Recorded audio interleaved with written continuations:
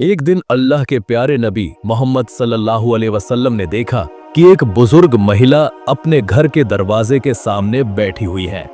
उनके सामने कुछ सामान रखा हुआ था। चेहरे पर गहरी चिंता की लकीरें साफ नजर आ रही थी। वो बार बार इधर उधर देख रही थी, जैसे कहीं जाने की तैयारी कर रही हो।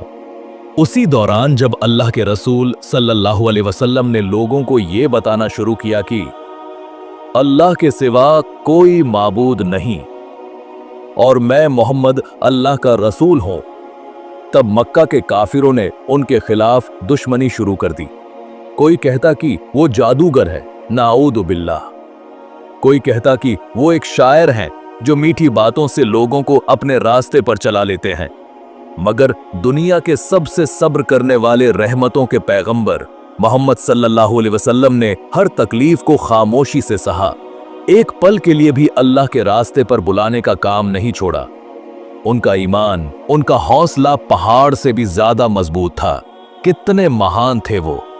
उधर वो बुजुर्ग महिला अपने आंगन में बैठी गहरी सांस लेकर खुद से बुदबुदा रही थी, न जाने अगर कभी मेरा उस आदमी से सामना हो गया तो अगर उस जादूगर ने मुझे भी कोई बात कह दी तो कहीं मेरा दिल भी ना बदल जाए।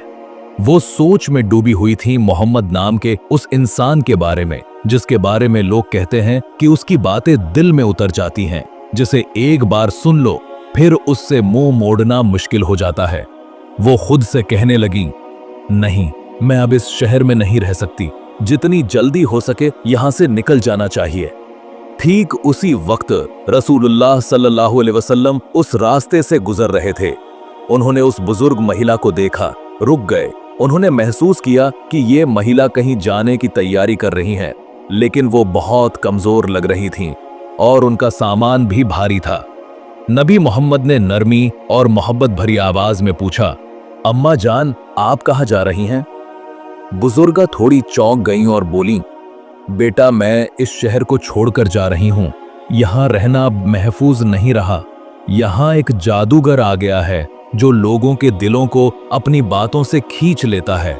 मैं नहीं चाहती कि मेरे साथ भी वही हो। नबी जी सल्लल्लाहु अलैहि वसल्लम ने सिर झुकाकर उसकी सारी बातें ध्यान से सुनी। बड़े ही सुकून भरे लहजे में बोले, अम्मा जान, क्या मैं आपकी मदद कर सकता हूं? आपका सामान तो काफी भारी लग रहा है। बुजुर्ग महिला कुछ पल के लिए नबी जी की तरफ देखती रह गईं। सोचने लगीं, ये कैसा नौजवान है? आजकल के जमाने में कोई किसी की इतनी फिक्र करता है क्या? थोड़ा सोचकर बोली, बेटा, अगर तुम मेरे इन सामानों को मेरे सिर पर रखवा दो तो मेरी बड़ी मदद हो जाएगी। नबी जी थोड़े आगे बढ़े और सामान उठाने लगे। वाकई में बोझा काफी भारी था। उन्होंने समझ लिया कि इस उम्र में यह महिला इसे उठाकर कहीं जा नहीं सकती।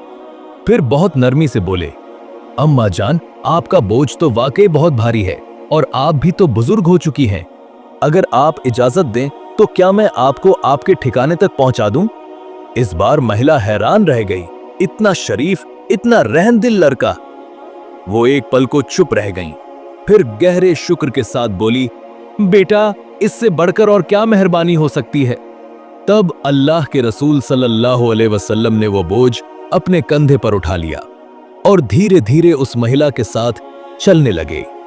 महिला थकी हुई थी, हाफ रही थी, लेकिन बातों का सिलसिला बंद नहीं हुआ। चलते चलते उन्होंने नबी जी की तरफ देखा और बोली, बेटा, मैं तुझे एक बात बताती हूं। अगर तू समझदार है तो इस शहर को छोड़कर चला जा। यहाँ एक बहुत खतरनाक जादूगर आ गया है। उसका नाम है मोहम्मद। वो खुद को नबी कहता है। हमारे पुरखों के पूज्य देवताओं के बारे में झूठ बोलकर लोगों को गुमराह करता है। नबी जी खामोशी से चलते रहे, कोई जवाब नहीं दिया। महिला ने थोड़ी देर सांस ली, फिर बोली, उसकी बातों में ऐसा जादू है कि जो एक बार सुन ले वो उसी का होकर रह जाता है। उसकी बातों से लोग इतने मुतासिर हो जाते हैं कि फिर उसे ही मानने लगते हैं। न जाने कितने लोग उसके जाल में फंस चुके हैं। नबी जी फिर भी चुपचाप उसकी बातें सुनते रहे, जैसे कुछ सुना ही नहीं।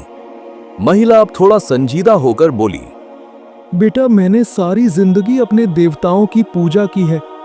मैं नहीं चाहती कि अब इस उम्र में आकर मेरा ईमान डगमगाए। मेरे पुरखों ने जिस तरह जिंदगी बिताई, मैं भी उसी राह पर चलना चाहती हूँ। मैं नहीं चाहती कि मोहम्मद की बातों में आकर मैं भटक जाऊं। पूरे रास्ते भर वो बुजुर्ग महिला लगातार उस नौजवान से एक ही बात कहती रही। बेटा, मैं तुम्हें समझा रही हूँ। मोहम्मद नाम का एक आदमी आया है इस शहर में। वो कहता है कि वो नबी है और क्या क्या नहीं बोलता। हमारे पूर्वजों के पूज्य देवताओं को झूठा कहता है, लोगों को बरगलाता है। उसके पास कोई जादू है लगता है। जो उसकी बातें एक बार सुनता है वही उसका हो जाता है। वो और भी बहुत कुछ कहती रही। बेटा, उससे दूर रहना, बहुत चालाक है वो, न जाने कितनों को बहका चुका है। लेकिन वो नौजवान कुछ नहीं बोला, बस चुपचाप सिर झुकाए बुजुर्ग महिला का बोझ अपने कंधे पर उठाए आगे बढ़ता गया। लंबे सफर के बाद वे मंजिल पर पहुंचे। नौजवान धीरे से महिला का सामान नीचे रखता है, बहुत सावधानी से, ताकि उन्हें कोई तकलीफ ना हो। फिर वो वापस मुड़ने को होता है। बुजुर्ग महिला हैरान हो जाती है। बेटा, एक बात तो बता, तू है कौन? तूने तो अपना नाम भी नहीं बताया, इतना बोझ उठाया। मैं तो सबको बताऊंगी कि आज मुझे एक फरिश्ता मिला था रास्ते में। नौजवान हल्के से मुस्कुराया। अम्मा, नाम जानकर क्या करोगी? आपका काम तो हो गया, यही काफी है। बुजुर्ग महिला जिद करती है। नहीं बेटा, मैं जानना चाहती हूँ। तू इतना अच्छा, इतना विनम्र इंसान है, तेरा नाम मुझे जरूर जानना है। नौजवान थोड़ी देर चुप रहा, फिर बहुत नरम आवाज में बोला, अम्मा, जिसे आप पूरे रास्ते गालियां दे रही थी, जिसे आप जादूगर, झूठा, बहकाने वाला कह रही थी, मैं वही हूं, मैं मोहम्मद हूं। बुजुर्ग महिला जैसे सुन्न पड़ गई। उनके होठ कांपने लगे, आंखें फैली रह गई, गला सूख गया। तुम ही मोहम्मद हो? रसूलुल्लाह सल्लल्लाहु अलैहि वसल्लम ने मुस्कुराकर सिर झुका दिया। हाँ अम्मा, मैं ही मोहम्मद हूं। उस महिला की सारी दुनिया जैसे थम गई। उसे याद आने लगा कैसे कैसे उसने उन्हें अपमानित किया, क्या क्या नहीं कहा, और वो इंसान बिना एक शब्द बोले, बिना एक शिकवा किए उसका बोझ ढोता रहा, उसकी हर बात सुनता रहा। बुजुर्ग महिला की आंखों से गर्म आंसू बहने लगे। जिस शख्स के बारे में वो रास्ते भर अपमानजनक बातें करती रही, जिससे वो डरती थी, वही एक महान दिल वाला इंसान उनके साथ था। पूरे रास्ते उन्होंने अपना परिचय तक नहीं दिया। वो अब और खड़ी ना रह सकी। कांपते हुए वो रसूलुल्लाह सल्लल्लाहु अलैहि वसल्लम के पैरों के पास झुक गई। अपने दोनों हाथ उनके पैरों पर रखकर फूट फूट कर रोने लगी। कांपती आवाज में बोली, मैंने पूरे रास्ते तुम्हें गालियां दी, तुम्हारा अपमान किया, और तुमने एक बार भी कुछ नहीं कहा, बल्कि उल्टा मेरा बोझ उठाया, मेरी मदद की। क्या मुझे नहीं समझना चाहिए था कि सच्चा महान व्यक्ति ऐसा ही होता है? रसूलुल्लाह सल्लल्लाहु अलैहि वसल्लम ने बड़ी नम्रता से कहा, अम्मा, आपने जो कहा आप तो नहीं जानती थी। जो नहीं जानता, अगर उसे धैर्य से समझाया जाए तो एक दिन वो जरूर सच्चाई समझ लेता है। बुजुर्ग महिला की रुलाई थम ही नहीं रही थी। उन्होंने एक लंबी सांस ली और गहरे दर्द से बोली, मैंने बहुत बड़ी गलती की। मैंने तो अब तक झूठ सुना था, मुझे गलत बातें सिखाई गई थी।